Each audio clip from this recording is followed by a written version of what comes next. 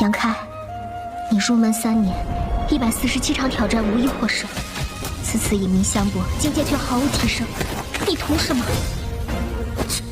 乱柿子，随便你。废物，还是早点逐出师门为好。Hai, selamat datang kembali di channel Min-er Donghua. Kali ini kita akan melanjutkan cerita Donghua, Martial Peak. Nggak pakai lama lagi, langsung aja kita ke ceritanya. Check it out. Saat dia berbicara, wajahnya menjadi pucat lagi dan dia buru-buru melatih keterampilan misteriusnya secara diam-diam. Tampak dia belum pulih sepenuhnya. Sekarang dua tetua agung dari keluarga Ye dan keluarga Liu mengangguk sedikit.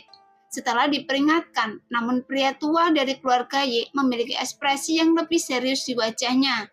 Dan tiba-tiba menoleh dan melirik Yang Ke dengan enteng.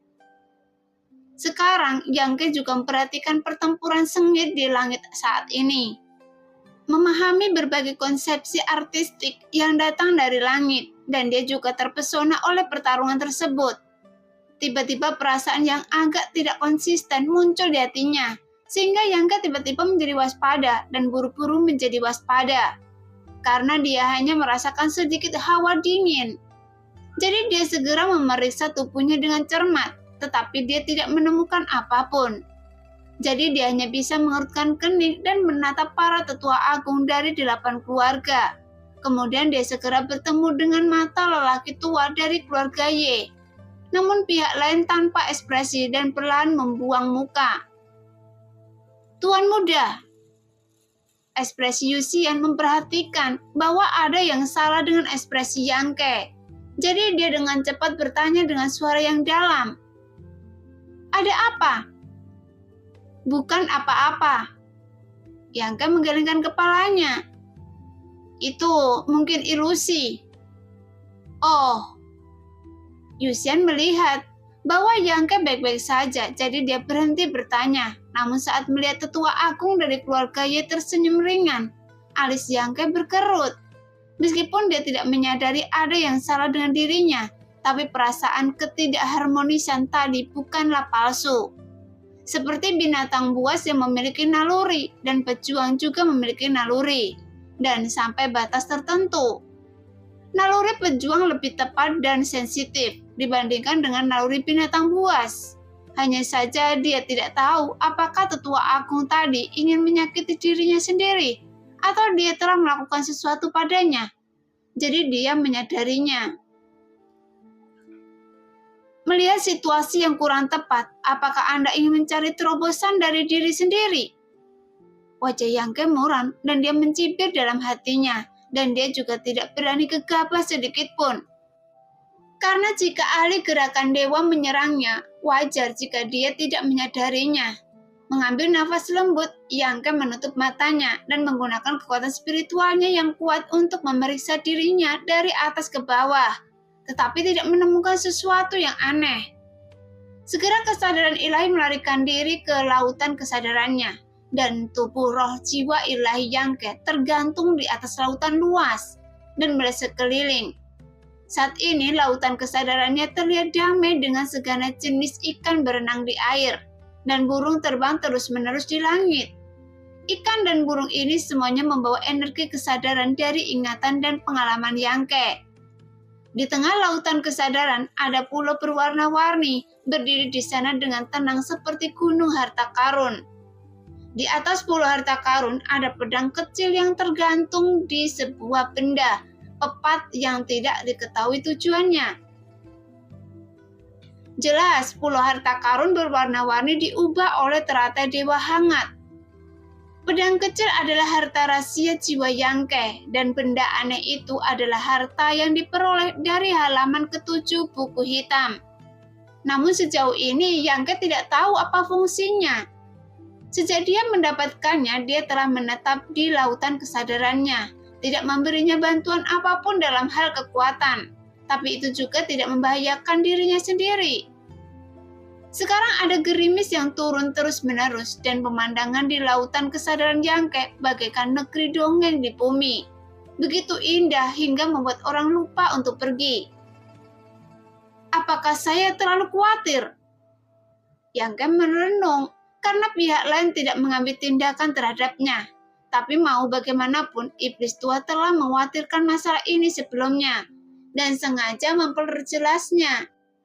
Tapi pihak lain juga mengatakan bahwa tidak mungkin bagi mereka memanfaatkan ketidakhadiran iblis tua, Ling Taisu, dan Meng Wuya untuk menyakitinya. Lagi pula orang-orang itu semua adalah nenek moyang dari 8 keluarga. Jadi apa yang mereka katakan tentu saja memiliki bobot tertentu. Jadi dengan senyuman santai, Yangke ingin menarik diri dari lautan kesadarannya. Namun pada saat ini, gerakannya tiba-tiba berhenti. Matanya dingin dan dia menatap lautan kesadarannya dengan dingin.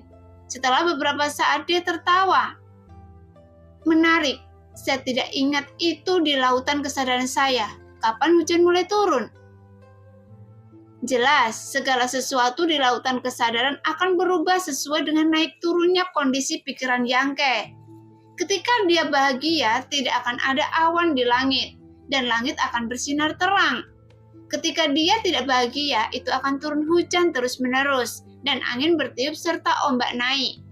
Dan Yangke hanya berpikir bahwa perubahan suasana hatinya lah yang menyebabkan terjadinya gerimis ini. Tetapi ketika dia menoleh ke belakang dan memikirkannya, dia merasa ada yang tidak beres. Jadi dia mencoba mengendalikannya dan menemukan bahwa gerimis itu tidak ada hubungannya dengan dia. Karena itu tidak ada hubungannya dengan dia, pasti ada orang lain yang merusaknya. Keluar! Mengikuti teriakan marah Yangke, lautan kesadaran yang tenang tiba-tiba berubah menjadi gelombang setinggi puluhan kaki dan naik ke langit. Pilar air seperti naga yang keluar dari laut, sekuat pelangi yang membumbung ke dalam langit. Kemudian gerimis yang terus-menerus turun, sepertinya tiba-tiba berhenti sejenak dan kemudian berhenti dengan cepat di bawah pengaruh kesadaran spiritual yang tak terbatas. Segera sesosok yang tampak nyata seperti hantu tiba-tiba muncul tidak jauh di depan Yangke, memandang Yangke dengan serius. Saya tahu itu Anda. Yangke mencibir dan berkata dengan sinis. Kenapa? Kata-kata yang diucapkan oleh para master di atas kenaikan abadi itu seperti kentut. Jelas, orang di seberangnya adalah tubuh roh dari keluarga Y. Sejak dia muncul malam ini, dia selalu memiliki pendapat tentang Yangke dan orang-orang di rumah Yangke. Hal ini juga membuat Yangke sangat curiga, tapi dia tidak tahu di mana dia telah menyinggung perasaannya. Akhirnya, setelah memikirkannya, satu-satunya penjelasan adalah dia membantu Yen Shiruo. Bagaimanapun dia adalah nenek moyang keluarga Y. Mendengar itu, ada sedikit kejutan di wajah lelaki tua itu, seolah-olah dia tidak menyangka bahwa metodenya akan diketahui oleh Yangke. Jadi dia tidak bisa menahan diri untuk tidak mengangguk dan berkata, Anda benar-benar luar biasa. Anda hanya berada dalam alam kenaikan abadi tingkat kedua, dan Anda dapat mengalahkan keterampilan jiwa dewa saya. Sebelumnya, metode angin musim semi dan gerimis ini tidak pernah gagal. Jelas, jiwa dewa angin musim semi dan gerimis yang menyelinap ke dalam lautan kesadaran adalah keahlian khusus lelaki tua ini. Sebagai seorang master abadi, menggunakan gerakan ini melawan Yangke membuatnya merasa bahwa dia terlalu memenuhi syarat.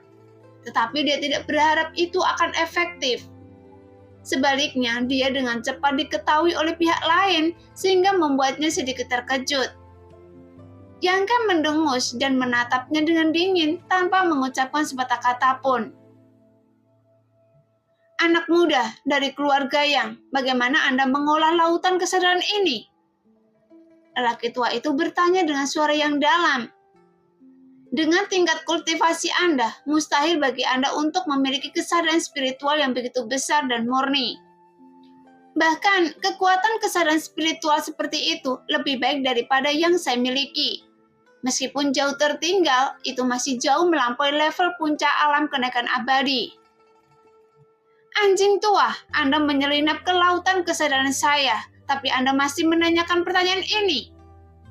Yangke memandang pihak lain dengan sinis dan tanpa menunggu pihak lain menjawab, dia berkata, Apakah Anda merasa tindakan ini telah mempermalukan Anda dan Anda ingin mendapatkannya dari saya? Jadi jangan pernah berpikir untuk kembali. Namun orang tua itu tidak peduli dengan sarkasme Yangke dan berkata dengan tenang, "Saya hanya ingin tahu bagaimana Anda melakukannya. Karena Anda tidak ingin memberitahu saya tidak akan bertanya. Karena selalu ada peluang untuk menemukannya jalan keluar. Adapun alasan mengapa saya menyelinap ke sini, tentu saja saya ingin mengetahui beberapa rahasia Anda." "Rahasia saya?" Yangke tertegun sejenak lalu menyeringai. "Cara untuk meningkatkan kekuatan prajurit dengan cepat." Orang tua itu mengangguk. "Iya, alasan mengapa keluarga yang tidak mempedulikan Anda adalah karena mereka berharap Anda akan mundur dan pergi ke Zhongdo untuk menerima perlindungan keluarga Yang. Dan 7 anggota keluarga kami juga mengambil keuntungan dari sikap keluarga Yang untuk memperjuangkannya untuk melihat apakah kami bisa mencari tahu sebelum keluarga Yang Anda mendapatkan metode ini dari Anda. Bahkan jika keluarga Yang tidak ingin mengambil tindakan secara langsung, 7 keluarga menemani keluarga Yang untuk melakukan yang terbaik untuk mencari tahu malam ini, bisakah mereka mendapatkan manfaat dari Anda?" Orang tua itu tampak yakin pada Yangke dan menceritakan semua pemikiran 7 keluarga dan keluarga Yang tanpa menyembunyikan apapun. Bagaimanapun, inilah kenyataannya. Dan inilah alasan mengapa keluarga Yang mengapikan Yangke dan hanya mengirim Yang Zhen dan beberapa tetua untuk bernegosiasi dengan Yangke. Dari sudut pandang keluarga, karena 7 keluarga semuanya ingin memanfaatkan Yangke, dan Yangke pasti tidak akan mampu menahan tekanan. Kemudian dia akan bersedia kembali ke keluarga Yang untuk menerima perlindungan ketika saatnya tiba. Dan harga untuk mendapatkan perlindungan adalah metodenya untuk meningkatkan kekuatan seorang pejuang. Lagi pula, melon yang dipaksakan matang tidak manis. Alasan keluarga tidak menggunakan kekerasan pada Yangke. Pertama, mereka takut akan pelampiasan emosi Yangke. Kedua, juga karena ada banyak master di rumah Yangke. Alasan lainnya adalah karena keluarga percaya bahwa sebagai anggota keluarga Yang, jika dia ingin bergabung, dia harus mendedikasikan segalanya untuk keluarga Yang. Jadi wajar jika Yangke memberi keluarga cara untuk meningkatkan kekuatan para pejuang. Tetapi ketika dia kembali ke keluarga Yang, kekuatannya akan terbuang percuma. Ini adalah konsekuensinya yang tidak dapat diterima oleh Yangke. Oleh karena itu, 7 keluarga juga memanfaatkan konflik halus antara Yangke dan keluarganya untuk menimbulkan masalah. Jadi, yang terbaik adalah menangkap Yangke hidup-hidup dalam pertempuran ini. Dan ini juga merupakan pemandangan yang mereka harapkan untuk dilihat. Pada saat itu, 7 keluarga dapat berdiskusi dengan keluarga Yang bagaimana membagi kepentingan tersembunyi Yangke. Bahkan jika mereka tidak dapat menangkap Yangke dan malah memaksanya kembali ke keluarga Yang, mereka dapat menerima hasil ini. Seperti yang dikatakan lelaki tua itu, 7 keluarga menemani keluarga Yang untuk menampilkan pertunjukan yang begitu bagus, dan banyak orang meninggal. Keluarga Yang harus menunjukkan ekspresi, jika tidak bagaimana 7 keluarga bisa menyerah. Oleh karena itu, kemunculan Yang Linting hari ini karena pertimbangan seperti itu. Di satu sisi, dia menemani orang lain untuk memberikan tekanan pada Yangke, dan di sisi lain, dia juga diam-diam memastikan Yangke tidak jatuh ke tangan orang lain, sehingga dapat memaksimalkan kepentingan keluarga Yang. Setelah mendengarkan kata-kata lelaki tua itu, Yangke mengangguk diam-diam, merasakan kesedihan di hatinya. Begitulah keadaan sebuah keluarga besar saat ini. Orang-orang dalam keluarga tidak bisa menolak kepentingan seluruh keluarga. Mereka harus pasrah 100% pada tuntunan tujuan keluarga lainnya.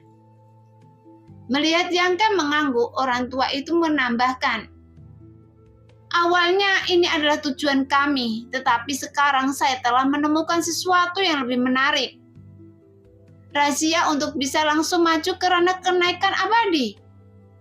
Yangke menyeringai. Dia tidak bodoh, jadi dia secara alami bisa menebak apa yang didambakan pihak lain.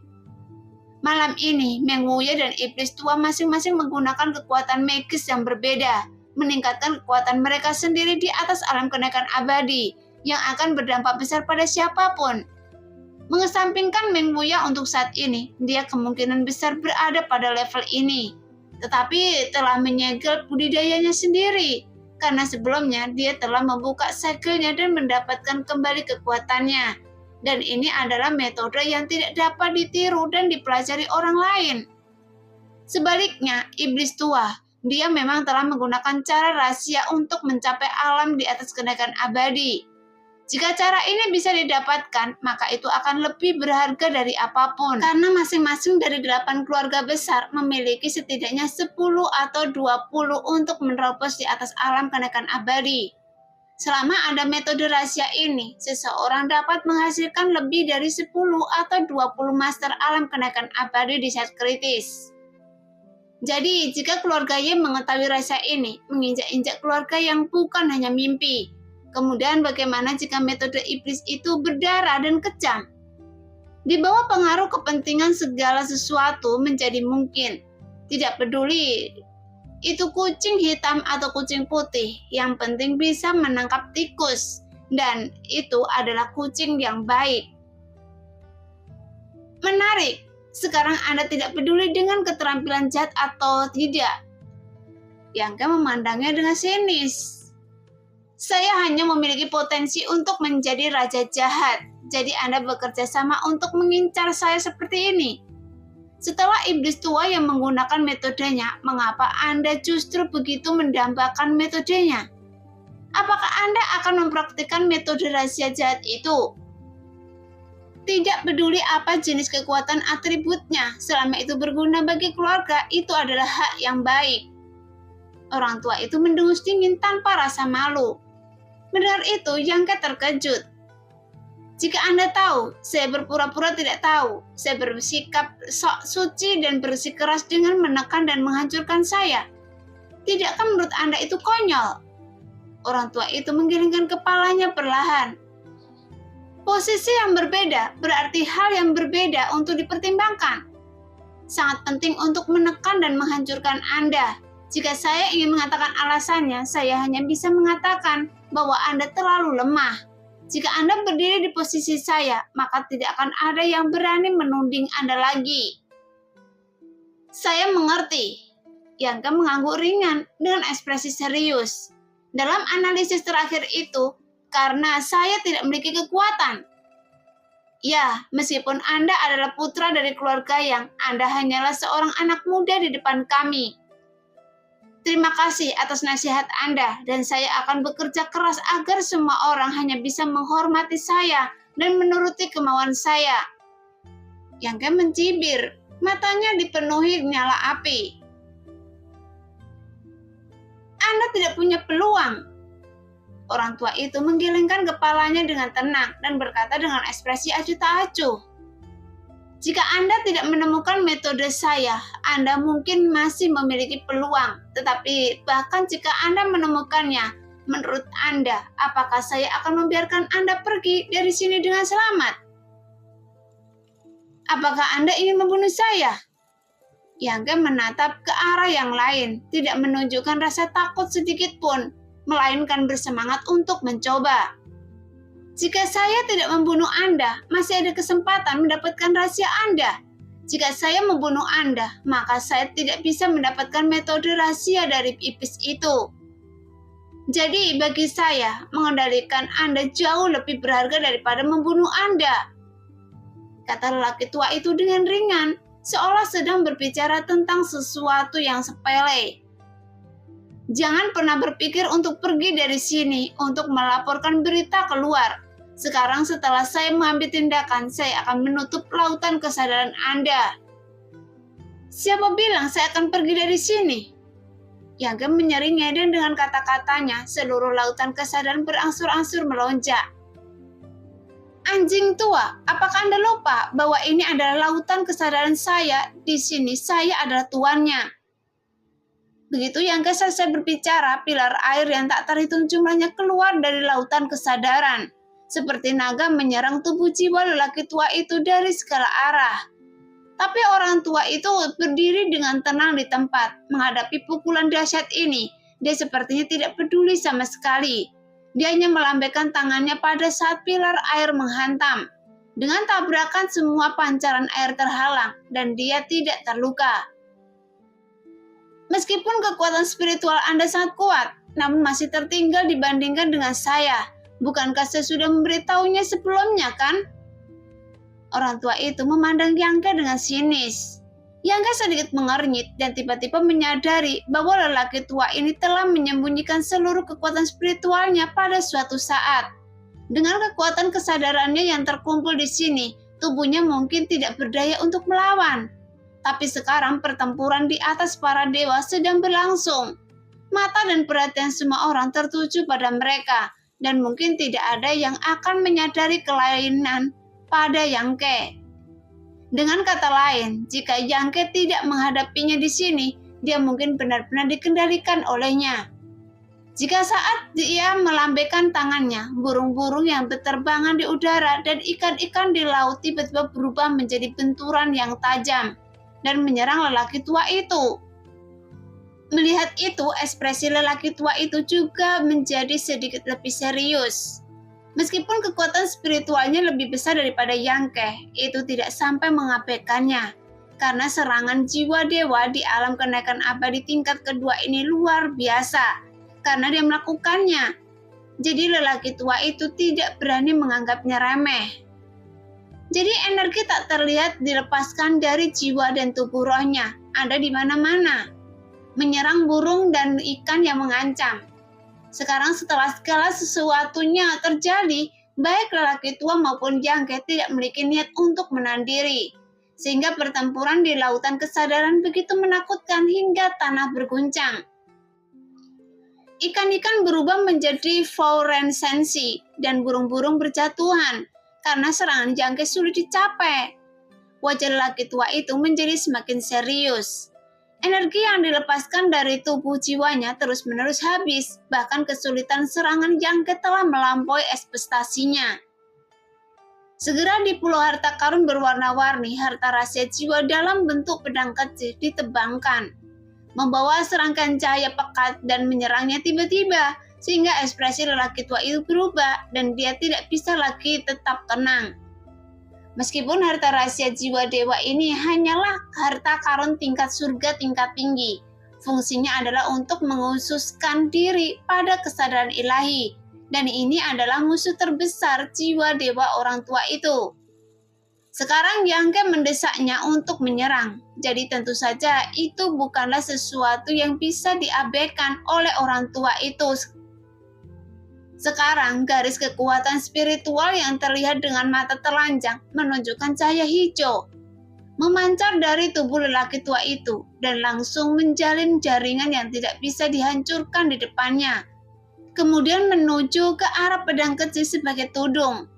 Jelas jaringan besar itu sangat kuat dan ketika pedang kecil menghantamnya, pisau tidak dapat memotongnya, malah seolah-olah dia terjebak dalam rawa. Dan kecepatannya turun drastis. Melihat ini, lelaki tua itu berteriak dengan dingin.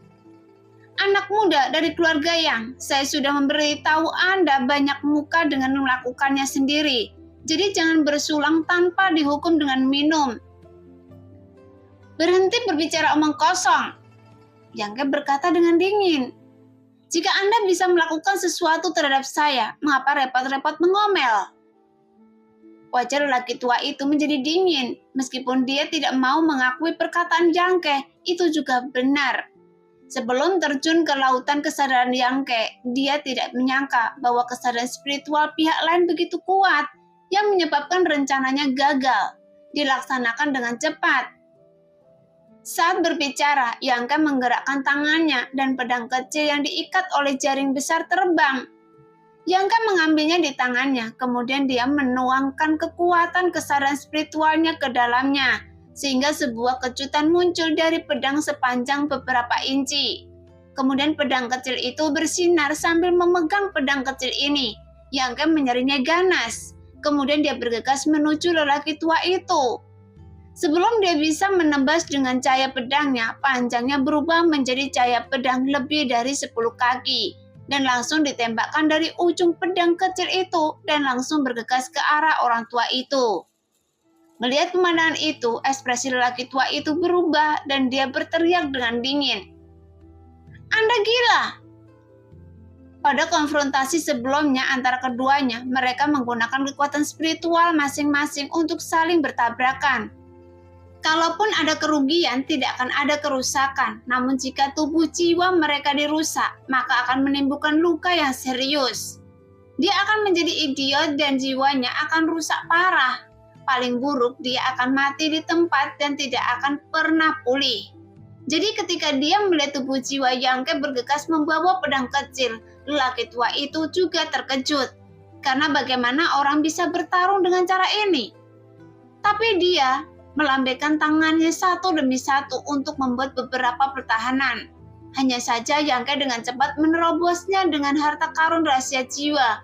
Dan dalam sekejap mata, dia sudah dekat dengan tubuh jiwa lelaki tua itu. Meskipun dia telah hidup lama, lelaki tua itu masih memiliki ketakutan naluriah akan kematian. Lagi pula, sebelum memasuki pertempuran, keberaniannya sudah lemah. Jadi lelaki tua itu mundur dengan tergesa-gesa, memperlebar jarak antara dia dan Yangke. "Anjing tua, apakah Anda hanya tahu cara melarikan diri?" Yangke terus mengejarnya, berbicara sinis sambil mengejar. Lagi pula ini adalah lautan kesadaran Yangke, dan Yangke memiliki keunggulan absolut dalam bertarung di sini. Dari lautan di bawah, satu demi satu serangan kesadaran spiritual keluar, menghalangi jalan orang tua itu. Jadi bagaimana orang tua bisa punya waktu untuk menjawab Yangke? "Bukankah Anda baru saja mengatakan bahwa Anda ingin mengendalikan saya? Ayo cepat, katakan lagi, dan biarkan saya mendengarnya." Yangke tertawa menjadi semakin tidak terlibat, dan wajah lelaki tua yang kesal itu menjadi pucat.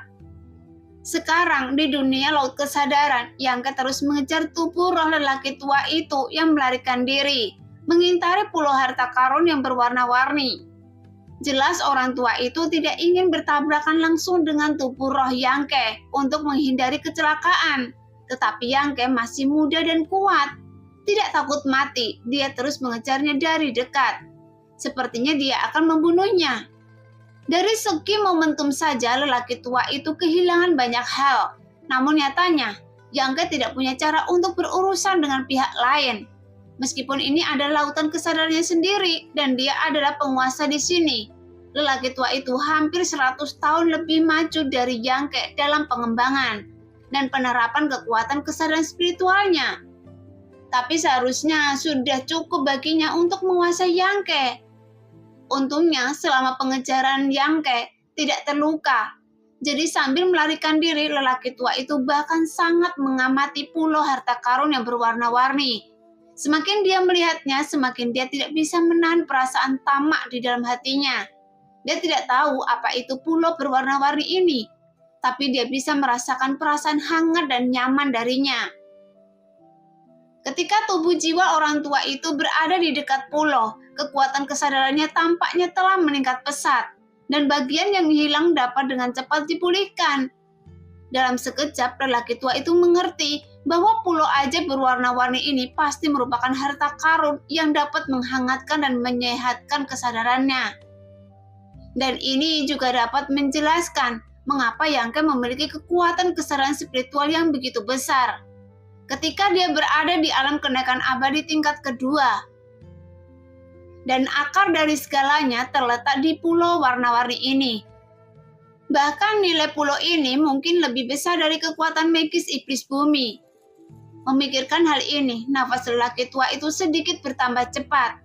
Kesadarannya sendiri menyelinap ke dalam lautan kesadaran Yangke secara diam-diam, berharap menemukan kesempatan untuk mengendalikannya tanpa persiapan. Meskipun sesuatu yang tidak terduga terjadi, dia sebenarnya menemukan harta karun lain yang sangat berharga. Jadi upaya kali ini tidak sia-sia. Jadi sekalipun jiwa dan raganya terluka, anak ini harus dijatuhkan.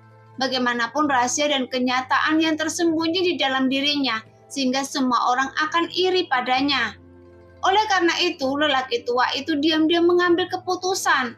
Seolah-olah merasakan perubahan dalam pikiran lelaki tua itu, ekspresi Yang Ke juga menjadi gelap. Bagaimanapun dia memiliki 3 rahasia yang tidak boleh dibiarkan diketahui oleh orang yang tidak dia percayai. Yang pertama adalah buku hitam tanpa kata-kata. Sejauh ini tidak ada yang mengetahui rahasia ini. Yang kedua adalah teratai dewa hangat 5 warna. Hanya iblis tua yang mengetahui keberadaannya. Yang ketiga adalah cairan roh 10.000 obat. Sekarang rahasia terbesar kedua ada tepat di depan hidung lawan, dan lawan juga cukup khawatir tentang dewa hangat teratai.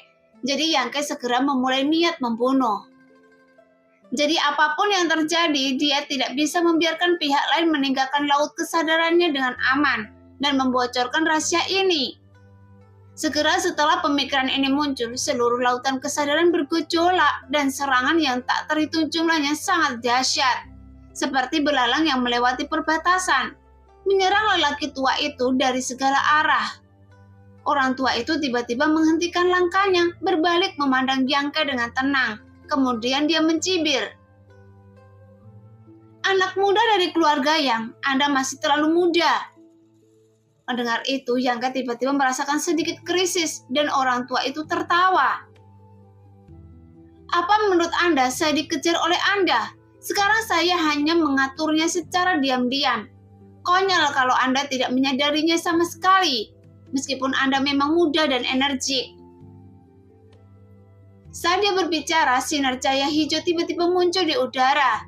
Sinar cahaya ini dijalin menjadi tirai besar, menutupi seluruh pulau harta karun yang berwarna-warni.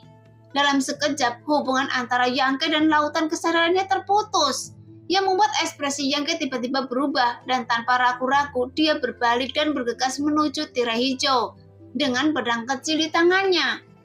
Jelas dia berniat untuk menghancurkannya. "Mimpi!" Lelaki tua itu berteriak dengan marah. Dia menghabiskan banyak waktu dan energi untuk merancang metode seperti itu. Jadi bagaimana Yang Ke bisa dengan mudah memecahkannya? Jika dia benar-benar ingin dikalahkan oleh pihak lain, maka rencananya akan sia-sia. Segera pria itu membuka tangannya dan garis tipis keluar membungkus Yang Ke. Melihat itu Yang Ke berbalik dan memotong sebanyak yang dia mau. Meskipun dia banyak memotong, dia tetap gagal mencapai kesuksesan.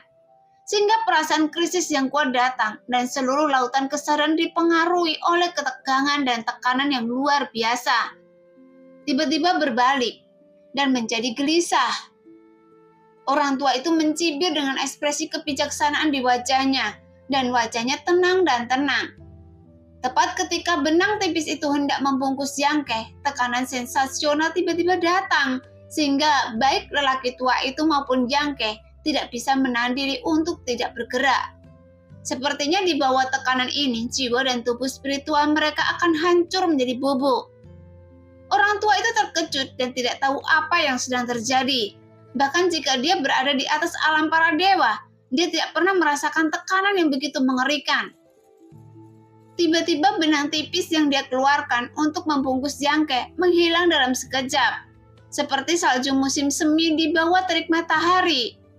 Meskipun Yang Ke juga berada di bawah tekanan, itu masih jauh lebih baik daripada lelaki tua itu. Tekanan ini sepertinya ditunjukkan pada lelaki tua itu, dan Yang Ke hanya sedikit terpengaruh. Segera terdengar suara yang tajam. Kedua orang di dunia laut kesadaran Yang Ke tercengang ketika mereka mendengar suara itu.